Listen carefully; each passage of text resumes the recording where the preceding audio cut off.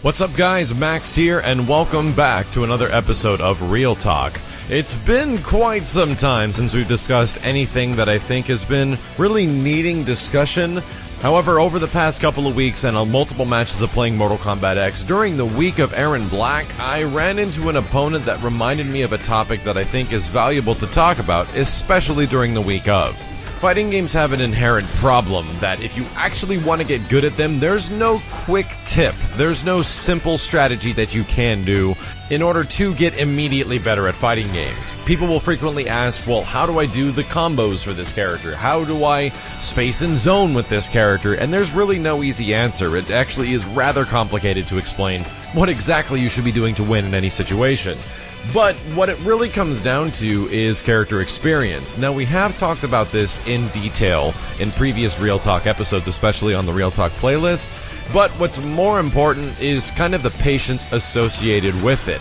And the matches you're watching are actually a really good example of this. Because in fighting games, the only way you're ever going to win is if you're somehow prepared to lose. And people are afraid of losing. Losing is actually one of the things you can fear the most. Because if you're willingly going in and knowing that you're not going to win, that's rough, man. People will almost entirely avoid that at all costs. And that's fine sometimes, but on other times, if you actually want to get better, then losing is a requirement. It's absolutely required, and it's just a road to becoming better, to actually getting the win.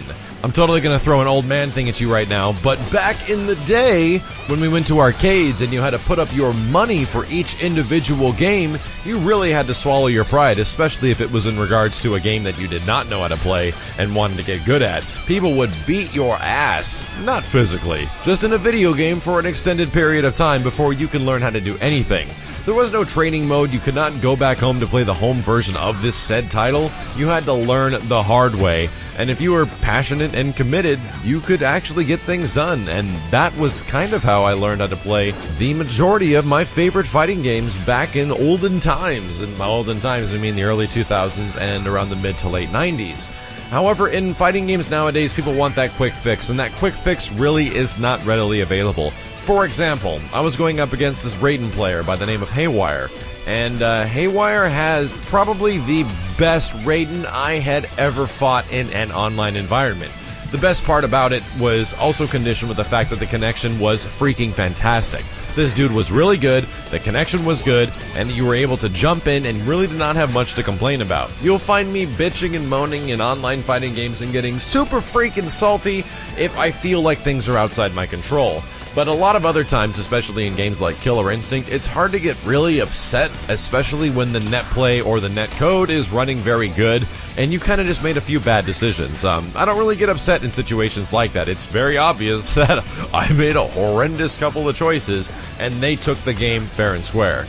But what's most important in between that time frame is that you are learning something as quick as you possibly can to maybe adjust towards the second fight.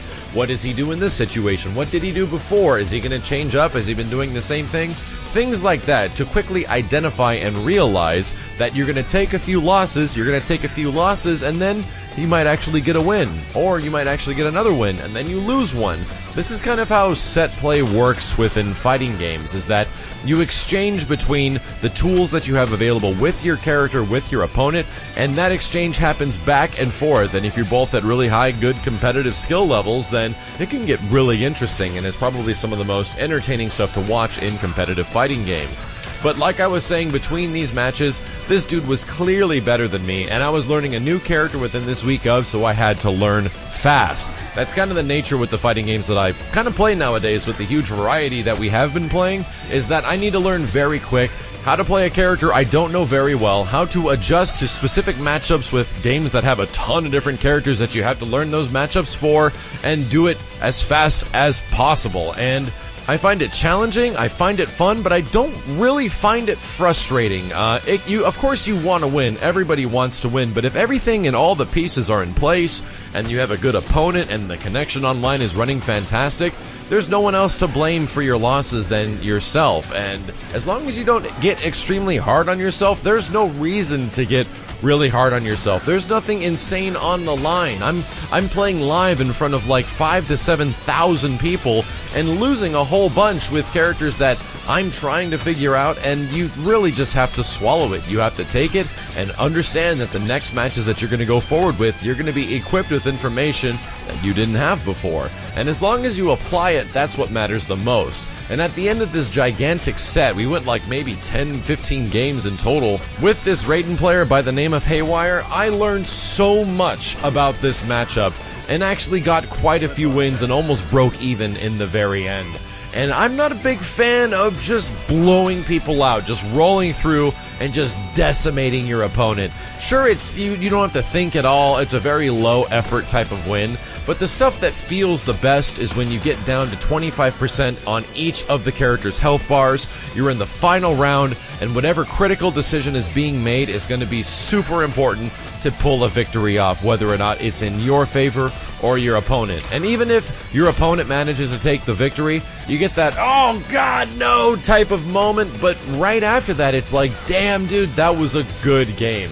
And as long as your opponent isn't a total ass bag and begins teabagging like crazy, I'm pretty sure they're going to agree, and you're going to have a pretty damn awesome experience at the same time. There's not much you can do about those ass bags, guys. It's a big problem with online gaming in general, and it's not just a fighting game thing. As always, dudes, thank you very much for watching another episode of Real Talk. If there's something specific that you'd like me to tackle in a future episode, let me know in the comments below. As always, guys, my name is Maximilian, and I'll see you next time.